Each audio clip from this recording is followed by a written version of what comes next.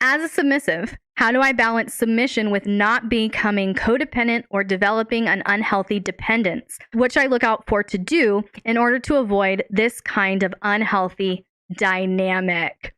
Ooh, this is a big one. This has been coming up so much lately. So I would say, I would recommend all submissives, when you get into a dynamic or a relationship, both partners, all humans, everyone watching this, but especially submissives for this question. When you get into a dynamic, I want you to figure out your attachment style. And there are quizzes out there totally free that will tell you where you're at, if you're secure or not. And if you're not, where do you fall? And it will start telling you, here's some behavior patterns that can manifest as a result of this attachment.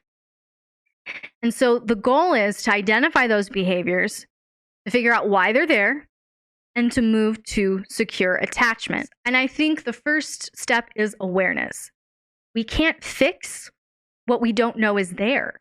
So we have to be aware of what's going on. We have to be aware of our own bullshit, really. We have to be aware of, what are my triggers and what am I doing in my partner? What am I triggering in my partner? What am I bringing to this relationship? Is it healthy? Is it secure? Is it stable?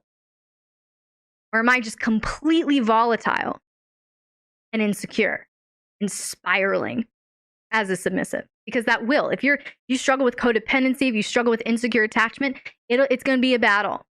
So in order to start this process, awareness needs to happen. And I have 4 things that I would like you submissives to check as you're becoming aware.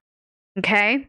This is really going to help you out, because the question was, how do I avoid this type of unhealthy dynamic?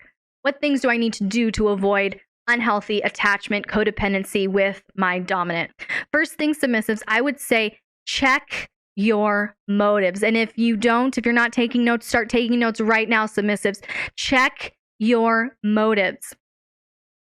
And what I mean by this is, are you trying to get by giving? Are you trying to get by giving? Okay? Do you understand what I'm saying here? Do you understand what I'm asking here? Do you understand why I'm phrasing it this way?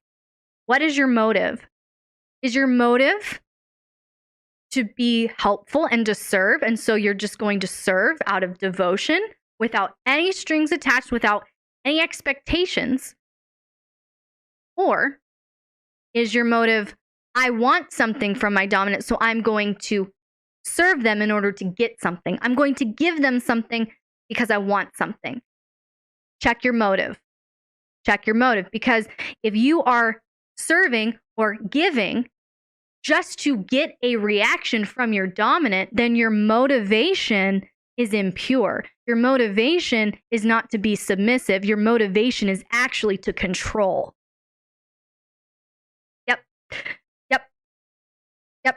Oh, and I've seen this too, Bear, where you will have very codependent dominants who will allow incredibly enmeshed dynamics. They will encourage limerence because they, in order to feel authentically dominant, need a clingy, needy, submissive constantly fawning over them. So yes, it does go that way too. And I have run into a lot of that as well, Bear. Very, very well said. Second one, you need to check your expectations, submissive. So when you do something, when you say something, what are you expecting? Nothing? Or are you expecting attention? Are you expecting your dominant to treat you a certain way, to say something, to look at you a certain way? Are you expecting your dominant to initiate play if you do this? Again, it's similar to the first one, but if your motive is to get, then what are you expecting? They're a little different. I know they sound similar, but they're a little different. Do you all understand where I'm going with this? Check your expectations. Are you looking for a specific response?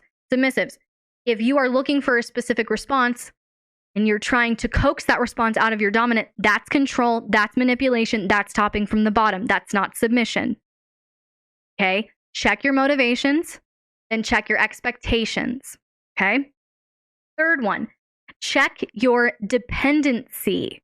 Check your dependency. In other words, ask yourself, consider this. Can you be alone?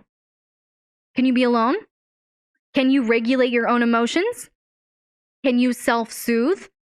Do you have friendships or relationships outside of your dynamic? Are you healing and working and growing on things outside of your dominant's presence. Dominance, you can be there for your submissive and you should. But like we're talking about, if we get too enmeshed here, it becomes very, very toxic. It's no longer a power exchange dynamic. So check your dependency. Can you be alone? Can you regulate your emotions? Can you self-soothe? Do you have hobbies, interests, and people outside of your dynamic? And the last one, check your investment level, submissives. Check your investment level. What I mean by this, it's good to want to please your dominant. It's good to feel devoted to your dominant. It's good to want to be with your dominant. It's good to like your dominant. All of those things is good. But if your dominant becomes your all-consuming thought, that's wrong. That's wrong. If you're preoccupied and constantly overanalyzing, how are they thinking about me? How are they feeling about me? If you're constantly wondering, why did they text me? Or why didn't they text me? Or what did they mean when they said this? Or what did they mean when they did this? And every thought that you have is about your dominant. It's an all-consuming thought. Check your investment level, because that is unhealthy. It's very unhealthy. I love that man out there. I've been with him for 5 years. He is such an amazing, beautiful, sexy, kind, generous. I love that man. He is not my all-consuming thought. I love him. I am not obsessed with him in that way. And he doesn't want me to be obsessed with him that way. He's a person and he's allowed to be a person. I'm a person and I'm allowed to be a person. When we come together, we have a great time. But there isn't this constant obsession. What is he doing? What is he thinking? No. Like, you go do your thing. I'm going to go do my thing. Like, there's a healthy independence. And we have some interdependence too, where I rely on him for some things. He relies on me for some things. But it's not one is obsessed and pushing the other one away. It's not this pursuer and avoider kind of thing. It's just, we are engaging in a secure way with each other. We don't have to be anxious and preoccupied and obsessive in order to be connected. And I'm going to say that to you, submissives. Check your level of investment. You want to honor your dominant. You want to be devoted to your dominant. You want to feel connected and drawn to your dominant. All of those are great things. But if your dominant is your all-consuming thought, and every thought you think or word you speak or word you type or anything like that is just constant about your dominant, check your investment level. That's a little too intense.